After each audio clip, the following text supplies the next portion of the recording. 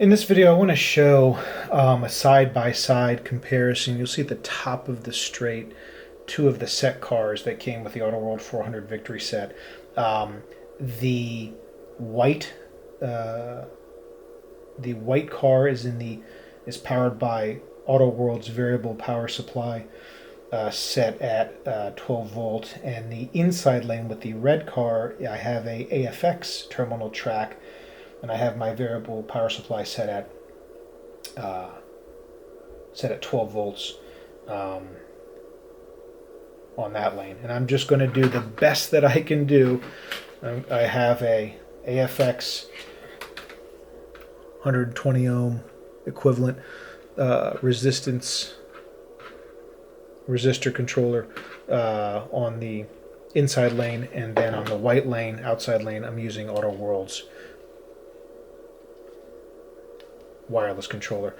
To the best of my ability, I will pull these triggers to full, like a drag race type start, to full on power, and you'll see what happens here.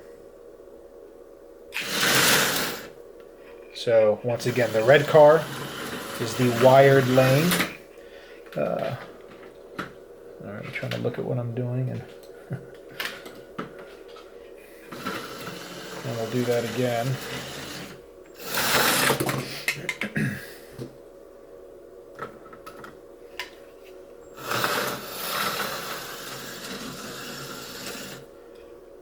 We don't need to be. So in this case, the wireless lane, about a half a car length ahead. I'm going to go full on power, drag race type start.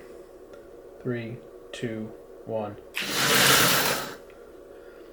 Clearly the wired lane is out of the gate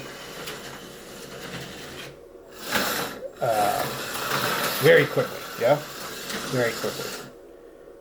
One more time.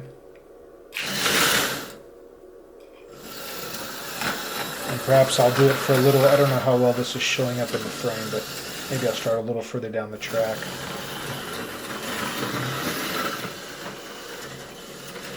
And I can tell you that this AFX controller is not ideal in this situation.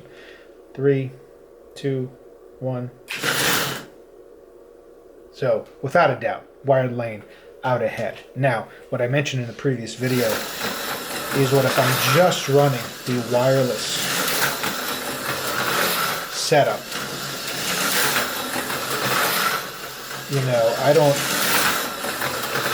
The perception of latency or lag is much different, right?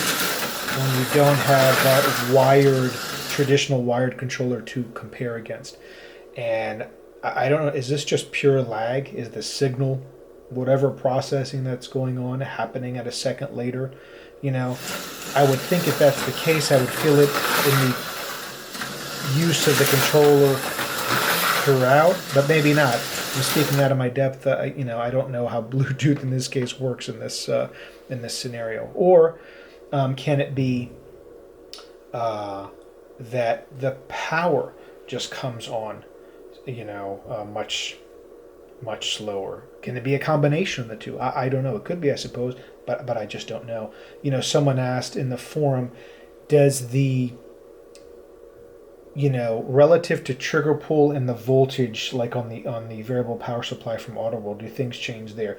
Surprisingly, the controller remains fairly consistent even at 24 volts. And 24 volts is just kind of ridiculous, at least for me. It's not very controllable. I mean, 18 is a handful, with the set cars.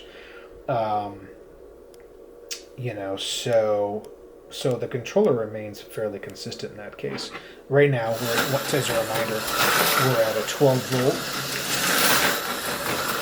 So as I take the car out. So anyhow, that is that test. As I just deslot, comparing the wired, traditional wired controller to the AutoWorld wireless controller. Thanks.